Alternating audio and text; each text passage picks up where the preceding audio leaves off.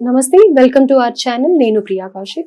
ప్రస్తుతం మనతో పాటు ప్రముఖ ఆధ్యాత్మికవేత్త ఆస్ట్రాలజర్ బాలుచందర్ గారు ఉన్నారు. వారితో మాట్లాడదాం. నమస్తే గురు. నమస్తే.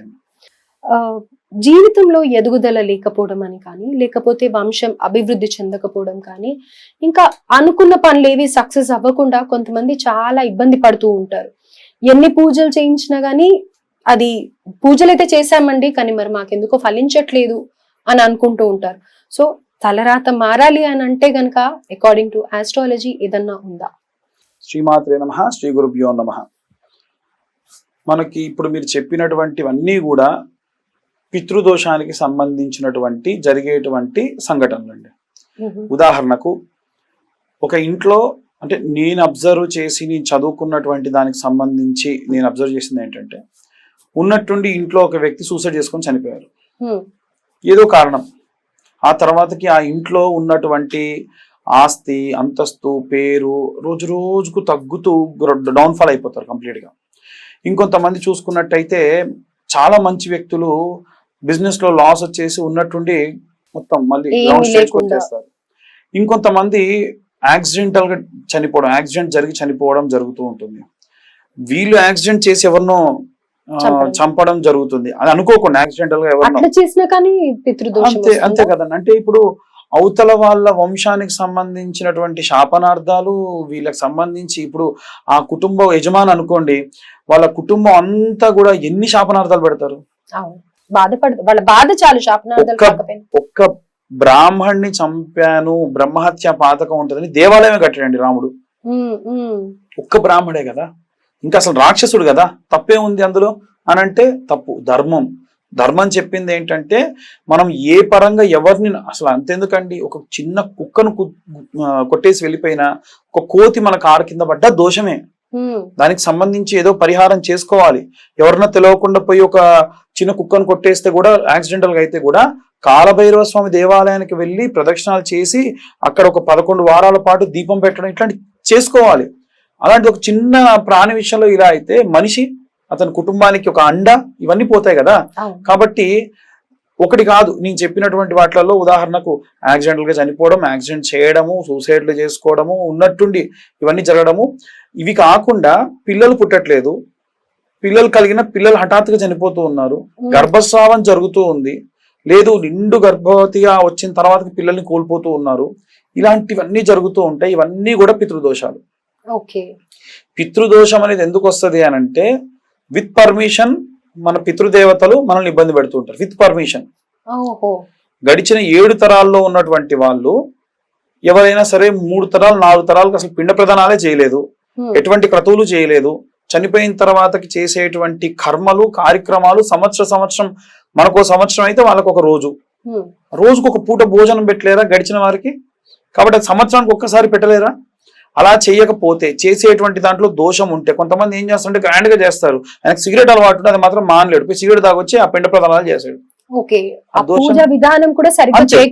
చేసేటప్పుడు కూడా శుచిగా ఉండాలి. పోయినటువంటి ఆత్మ ఆ ప్రయాణము 12 నెలలు ఒక్కొక్క మెట్టు ఎక్కుతూ పైకి వెళ్తూ ఉంటుంది.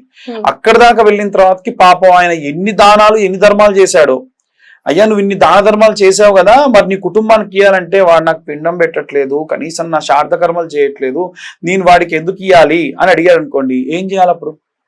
కాబట్టి అప్పుడు ఏం చేస్తాడు ఆయన చేసిన, అంటే మీరు అవి చేయడం వల్ల ఏమవుతుంది అని అంటే, జరిగేటువంటి లాభం ఎలా ఉంటది అని అంటే, ఇప్పుడు మనం ఏదైనా దాన ధర్మాలు చేసాం అనుకోండి, గతించి వెళ్ళిపోయిన తర్వాతకి ఈ పుణ్యం ఎవరికి ఇవ్వాలయ్యా అని అడిగితే నా పిల్లలకి ఇవ్వండి అంటారు.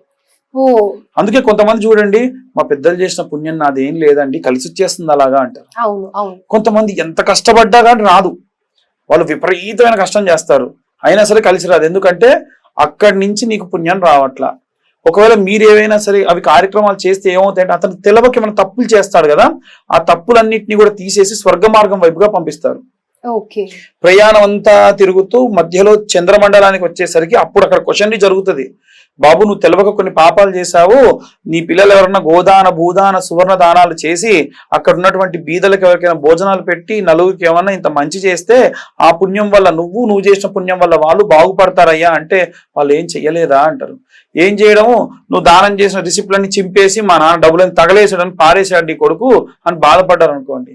అరే నీ నిదానం చేసింది నీకోసమే కదరా నాయన అని చెప్పి బాధపడుతుంది ఆత్మ. ఓకే, వీళ్ళు చేసిన దాన్ని వాళ్ళు మెచ్చుకోకుండా ఇలా వేస్ట్ చేశారు అని అనుకున్నా కానీ దోషమే. మా నాన్న చేసినంత దౌర్భాగ్య పని ఇన్ని దానాలు చేసి ఏమి లాభం అని చెప్పి చిచ్చి తిట్టినా అది పితృదోషాలకు కారణం అవుతుంది. కాబట్టి మనకున్నటువంటి ఇవన్నీ యాంగిల్స్ లో చూసుకొని మనం ఏదైనా తెలవక దోషం చేస్తే నారాయణ బలి అని ఉంటుంది. ఆ నారాయణ బలి చేసేటువంటివి మనకు నాసిక్ త్రయంబకేశ్వర్లో కూడా చేస్తారు, గోకర్ణంలో చేస్తారు. గోకర్ణమే ఎందుకు అనంటే గోకర్ణ క్షేత్రం అంత విశిష్టత. అక్కడ చేసినటువంటివి ఖచ్చితంగా ఏవైనా తెలవక చేసినటువంటి దోషములు పోగొట్టే క్షేత్రం అని వేదాల్లో వాటి గురించి చెప్పడం జరిగింది. కాబట్టి ఆ గోకర్ణ క్షేత్రంలో శుచిగా శుభ్రంగా ఆ యొక్క పితృ శార్ధ కర్మలు ఏవైతే ప్రాపర్ గా మనం చేయలేదో వాటికి సంబంధించి దోషం అంతా పోవాలి అని అంటే ఖచ్చితంగా అక్కడికి వెళ్ళి చేసుకోవడం వల్ల దోషములన్నీ కూడా పోతాయి. అయితే మీరు దీనికి సంబంధించి ఎవరికన్నా అవసరం ఉంది అని అనుకుంటే గనక వాళ్ళని తీసుకెళ్ళటం కానీ ఇలాంటివి చేస్తూ ఉంటారా? ఖచ్చితంగా మనం అంటే నా ఉద్దేశం ఏమిటంటే ఎలాగో అక్కడ దాకా వెళ్తున్నాం కాబట్టి అక్కడ దగ్గరలో అంటే వెళ్ళి వచ్చేటప్పుడు ఖచ్చితంగా మన ఇంటికే రావాలి.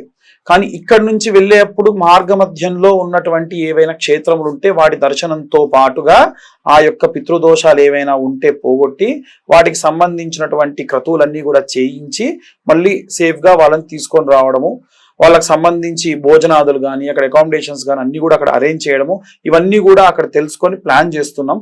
ఖచ్చితంగా మేము తీసుకెళ్తూ ఉంటాము, ఇప్పుడు కూడా చేస్తున్నాము. నెలకు ఒక బ్యాచ్ ని తీసుకొని వెళ్ళాలి వాటికి సంబంధించి. ఇంకోటి ఏంటంటే ఉన్నవి లేనివి చెప్పి ఇదే పితృదోషం తీసుకెళ్ళడం కూడా తప్పమ్మా. తిన్న తిండి అరగాలి కదా. కాబట్టి ఖచ్చితంగా ఏం చేయాలంటే వాళ్ళకి ఈ ప్రాపర్ గా ఇవి జరుగుతున్నాయా, ఇవి ఎగ్జాక్ట్ గా ఉన్నాయి అని చెప్పి జాతకంలో తెలుస్తుందా, లేకపోతే ఇవన్నీ సింటమ్స్ చూసుకొని వాళ్ళే ఉన్నాయని డిసైడ్ అయిపోయి ఎవరినంటే వాళ్ళని కన్సల్ట్ చేయాలి? జాతకం చాలా బ్రహ్మాండంగా ఉండి ఇవన్నీ కూడా జరుగుతున్నాయి అనుకోండి, అది ఖచ్చితంగా పితృదోషం. జాతకం వెరిఫై చేసి జాతకంలో ఏం ప్రాబ్లం లేదు, మీ ఇంట్లో ఇవి జరుగుతున్నాయా అని తెలుసుకుని జరుగుతున్నాయి అని తెలిస్తే అప్పుడు వాళ్ళది పితృదోషం అని చెప్పి పరిగణలోకి తీసుకోవాలి. అది అక్కడ క్షేత్రం తెలుస్తుందా అండి పితృదోషం ఉంది అని? ఖచ్చితంగా తెలుస్తుందండి. అంటే మీలాంటి వాళ్ళకి నాకు తెలిసి ఇప్పుడు ఒక 20 కుటుంబాలు నా దగ్గరకు వచ్చాయి. జాతకం చూస్తే బ్రహ్మాండంగా ఉంది. నేను క్లియర్ గా అడిగా, ఈ సంవత్సరంలో ఏమైంది, ఎవరికైనా లాస్ ఉందా కుటుంబంలో అంటే మా అక్కగారి భర్త చనిపోయారండి, మళ్ళీ ఈ సంవత్సరంలో మా చెల్లెగారి భర్త చనిపోయారండి, ఈ కుటుంబం అంటే కంప్లీట్ ఫ్యామిలీ హెడ్స్ చనిపోతూ వస్తున్నారు. మరి ఇలా జరుగుతున్నప్పుడు ఏం చేయాలి? కొంత మనం డబ్బు వెచ్చించి ఖచ్చితంగా పితృదోషాలకు సంబంధించి పూజ చేయించుకోవాలి. అయితే ఈ పూజ ఒక్కసారి చేయించుకుంటే సరిపోతుందా, లేకపోతే దోషం ఎక్కువ ఉందనుకోండి, నేను కొంతమంది దగ్గర విన్నది ఏంటి అంటే సంవత్సరానికి ఒకసారి చేసుకోవాలని, కొంతమంది చెప్పింది ఏంటంటే ఒక్కసారి జీవితంలో చేసుకుంటే సరిపోతుందమ్మా అని అనేసి విన్నాను.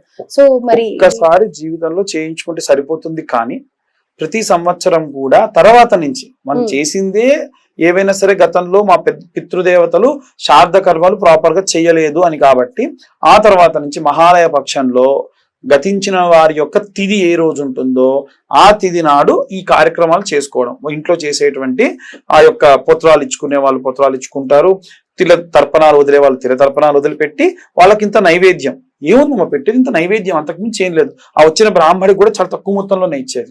అలా ప్రతి సంవత్సరానికి ఒక్క రోజే కదా మన పితృదేవతలకు కేటాయించేది. ఇంకా అసలు మన తెలంగాణ ప్రాంతంలో కొంతమంది ఇళ్లలో చూసింది ఏంటంటే వాళ్ళ ఇంట్లో చేస్తారో లేదో అండి, మా బావమర్దిల్లు ఆయనది కూడా చదవండి అని చదివి చేయించుకునే వాళ్ళు కూడా కొంతమంది ఉంటారు. ఇప్పుడు కొంతమంది ఉన్నారు, వాళ్ళ అత్తగారి తరపు వాళ్ళు పిల్లలు లేరు, అతను వెళ్ళాడు ఏ గయకో వెళ్ళి కాశీకో వెళ్ళినప్పుడు అక్కడ కూడా చేస్తున్నారు, గయా శార్ధం అని పెడుతూ ఉంటారు. అప్పుడు అడుగుతారు మీ ఆవిడ వాళ్ళ తరపు వాళ్ళది కూడా చేయొచ్చు కావాలంటే అని చెప్పినప్పుడు చేయించాలి. వాళ్ళకి నాకు గొడవ ఉంది నేను చేయను ఇలాంటి పట్టించుకోకుండా వాళ్ళవి కూడా చేస్తూ ఉంటారు. ఎందుకంటే అటు సైడ్ నుంచి కూడా బ్లెస్సింగ్స్ ఉంటాయి కదా. మేనమామ పోలికలు కొడుకు రావు, మేనత్త పోలికలు కూతురుకు రావు, పోలికలు వచ్చినప్పుడు దోషాలు కూడా వస్తాయి. అయితే ఇందులో అన్నదమ్ములు ఉన్నారనుకోండి, వాళ్ళ తల్లిదండ్రులకు చెయ్యాలి అని అనుకున్నారు, అయితే అన్న ఒక్కడు చేస్తే సరిపోతుందా, లేకపోతే అన్న తమ్ముడు ఎవరిది వాళ్ళు సపరేట్ గా చేయించాలా? ఇప్పుడు ఆస్తి వస్తే సమానంగా పంచుకుంటారు కదండి, దోషం కూడా పంచుకోవాల్సిందే. కాబట్టి వీళ్ళు సపరేట్ గా చేయించుకోవాలి, వీళ్ళు సపరేట్ గా చేయించుకోవాలి. వాళ్ళకి కలిగి ఉంటే అన్నదమ్ములందరూ వేరువేరుగా చేయించుకోండి, బెస్ట్.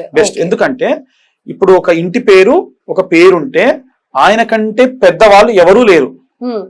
ఈ కుటుంబానికి హెడ్ ఎవరు అంటే నేనే అంటారు. ఆ దోషం అనేది ఇప్పుడు 3 కొడుకులు ఉంటే పెద్ద ఆయన లేడు, ఇప్పుడు పలానా ఇంటి పేరు చెప్పి ఆ ఇంటి పేరు గల వాళ్ళు ఒక 3 ఉన్నారు అనుకోండి, 3 చేయించుకోవాలి విడివిడిగా.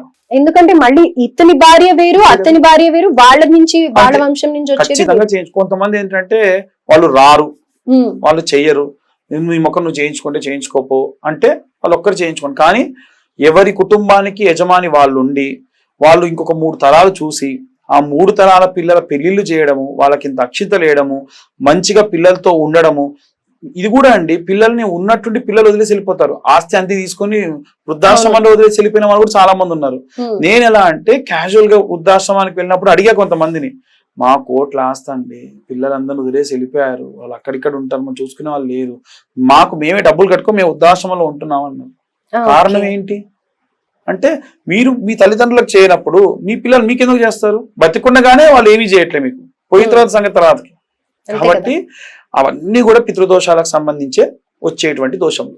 సో జీవితంలో ఎలాంటి ఆటంకాలు ఉండొద్దు, ఒకవేళ ఆటంకాలు ఎదురవుతున్నట్టు అయితే గనక డెఫినెట్ గా ఇలా మంచి వాళ్ళని ఎవరినైనా అప్రోచ్ అయ్యి జాతకం చూయించుకున్నట్టయితే అందులో వాళ్ళు ఐడెంటిఫై చేయగలిగితే మంచిది అని అంటారు.